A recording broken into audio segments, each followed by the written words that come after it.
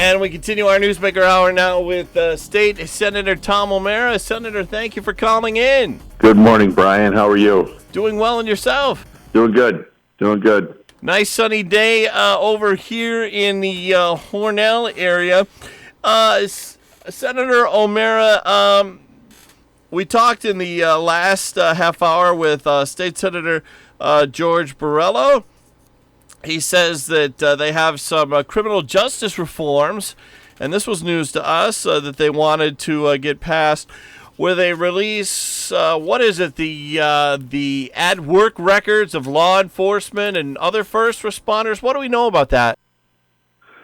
Yeah, that's been something that's certainly been pushed very hard here recently since the terrible George Floyd incident in Minneapolis. But it had been something that's been discussed here in New York State as a result of other police excessive force cases that have been out there.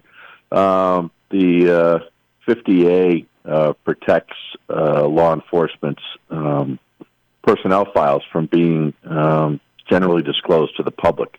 Those records have been available in litigation, in lawsuits that come out of these types of incidents, and we're looking at ways to make that clear, that those are available in those types of instances. But I'm certainly not in favor of opening it up so anybody in the public or media can just do a FOIL request to get a police officer's general personnel information in their file.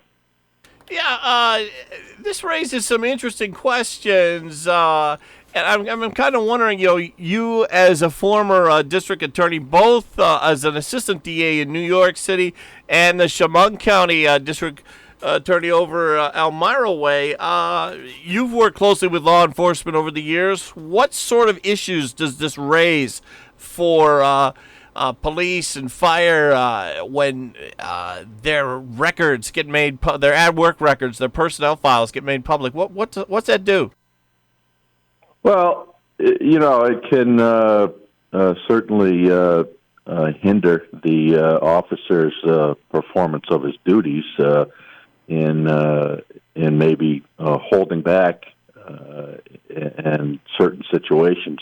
While we certainly don't condone excessive force or police brutality, and it does happen, and I think it clearly happened in the George Floyd case and has happened in other cases throughout. But to allow that to be public, there are a lot of civilian complaints that are made against law enforcement for a variety of reasons.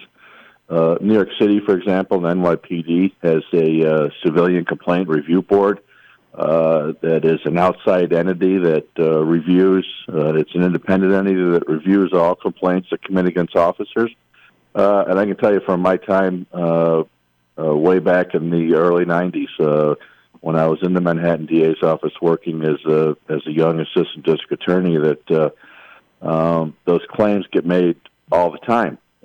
They're investigated, and I know the statistics are somewhere around 98% are unfounded for these types of complaints that range very widely. I don't think anybody in any field really should be subject to their personnel file being foilable by anyone at their whim.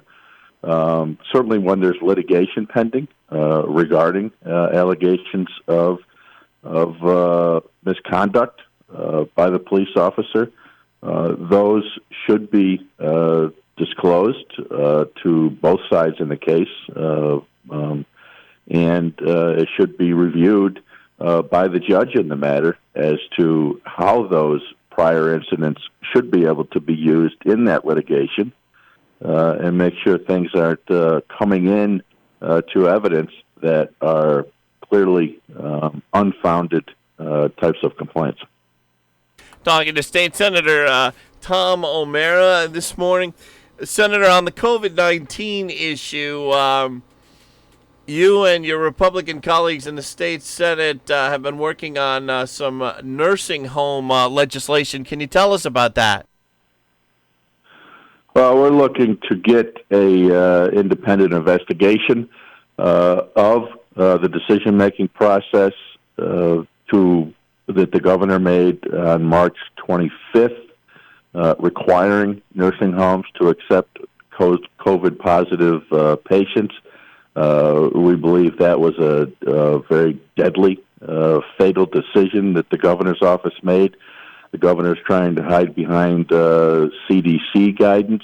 That's incorrect. The CDC guidance allowed nursing homes with the appropriate isolation available, with the appropriate PPEs for staff and that patient, in consultation with the hospital, with the patient's doctor, and frankly with the patient's family, whether that nursing home would take that individual or not. So it was a situation where it could be allowed, not required, as the governor made it in his mandate, and virtually, threw a lit match into a field of dry brush, hoping it wasn't going to catch the field on fire. Talking to State Senator Tom O'Mara, somewhat related. The Senate Republicans in Albany are working to limit the governor's executive powers. You have some legislation on that. Is that to limit it during emergencies, or to get the governor back to, as the Republicans say, following the state constitution? What's in this legislation, Senator? No, it's to get it back to a normal functioning three branches of government with checks and balances. The governor's emergency powers would remain with his coming to the legislature for a 30-day authorization for emergency powers, but it would also require the governor to provide weekly updates directly to the legislature as far as executive orders being made. Those become public anyway, so that's not the bigger issue, but really where expenditure changes are being made. In this situation, we're pushing to end the governor's emergency powers that have gone on for 3 months now because of the COVID situation, so that we get back to a normal functioning of government with the legislature involved in the decision-making process, so there's checks and balances. I believe if we had been involved in the process, the nursing home situation with that order wouldn't have gone on as long as it did. We've learned since then that the day after the governor ordered nursing homes to take these COVID-positive patients, the Society for Post-Acute and Long-Term Care, which is a group of National Association of Healthcare Providers within our nursing homes, the doctors, the nurses, the therapists, and other healthcare providers within there, coming out saying that order was dangerous, that it was not in any way in line with appropriate patient safety.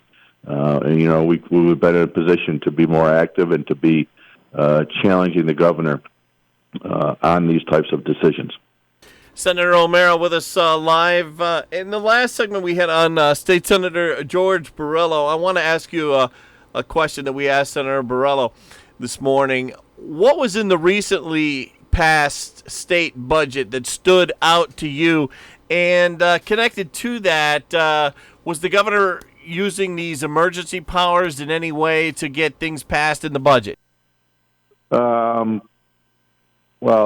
I don't think he was getting any advantage with those in the budget process itself, because we were in Albany. We were functioning as a legislature as a result of the budget. We handled, the budget inappropriately in a way, because in addition to the emergency powers that had been provided to the governor related to the COVID situation, the legislature granted unwarrantedly, I believe, the governor wide latitude to make post-budgetary changes due to the known and expected deficit of $6 billion in New York State. So the discussions in the budget came down to, in the end, the legislature approving, without Republican votes, mind you. This was all downstate led Democratic majorities doing this and allowing the governor and the director of budget to make drastic cuts wherever they feel appropriate with the impending deficit. With fingers crossed and hoping that there will be federal relief coming to fill some of that hole. But that is a pre-existing deficit unrelated to COVID. I'm not sure how much relief we're going to get from the federal government for our pre-existing bad budget management. I believe there will be funds coming, and I've been working with Congressman Reed, who's pushing very hard for another round of COVID relief that would provide assistance to states that were hard hit, and economies. Every state's economy was hard hit by this. Other states were hard hit more with the COVID itself, such as New York. And we're hoping that we're going to get money to offset some of those costs that have hit us much harder than other states. And I do believe, working with Congressman Reed in those efforts, that we will see, I think, a significant amount coming. There's already been over $7 billion of federal aid that has come to New York State related to COVID. And the governor is sitting on billions of dollars that have not been distributed to many areas of the state, to the schools, for example. That was in the budget. Schools, the state received $1.1 billion in school aid. However, the governor and the legislature turned right around and took that $1.1 billion out of state aid going to schools. So that was a complete wash. But there's another $6 billion out there that's available for things like child care.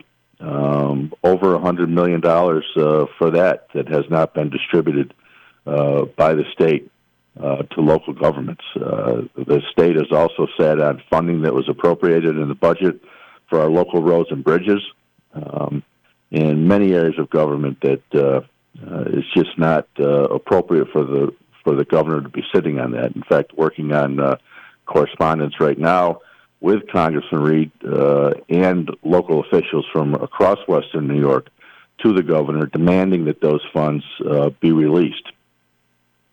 Talking to State Senator Tom O'Mara. We're going to take a quick break, check the forecast. We'll be back in just a moment. This is good news, maybe exactly when you need it to. Right now, MediShare is waiving their new member fees. This could save you money on top of all that you'll save each month by becoming a member of MediShare. So many people are looking for a healthcare solution right now, seeing the cost of COBRA plans, for instance, and MediShare is the affordable alternative to health insurance. The typical family saves $500 a month. You might save even more. MediShare is a Christian community that shares each other's healthcare costs, and because of the current economic situation, they're making it easier than ever. Apply by May 30th, and you can save an additional $170 on your first month. I'll give you the number here in a second, and if you call, you can get a price within 2 minutes. Just tell them the promo code SHARE to receive your additional savings. Maybe now is the time to make the switch, like more than 400,000 people already have, and start saving. Here it is. Call 877-26-BIBLE. That's 877-26-BIBLE. 877-26-BIBLE. Checking in now with meteorologist Rob Carolyn, who says the word of the day is sunny. Yeah, pretty nice morning out there, Brian. Abundant sunshine right now across much of the southern tier.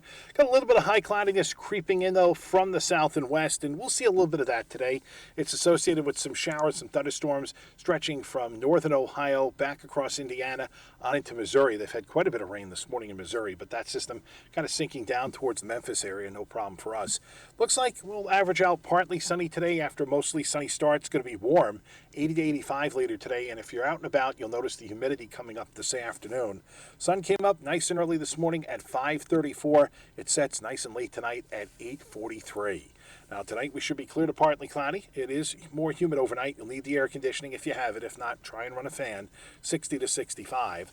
Tomorrow partial sun, warm, humid, chance for a shower or a thunderstorm tomorrow afternoon. As a strong cold front starts to head our way, we're 85. Clouds, maybe a shower or a storm tomorrow night, 60 to 65. Scattered showers and thunderstorms Saturday, mainly in the morning. It'll turn partly sunny through the afternoon, cooler 75 to 80. And Brian, Sunday is going to be sunny and cool. Temperatures only in the 60s. Back now with State Senator Tom O'Mara on our Newsmaker line. Question I want to ask you that I brought up with Senator Borrello in the previous half hour. Governor Cuomo allowing outdoor dining in Phase 2. Your thoughts there, Senator O'Mara? Well, I'm very pleased with the governor making that decision. Throwing it in the middle of two phases. It had generally been discussed, and I had been pushing very strongly to get that going. I think we'd be okay with opening indoors as well.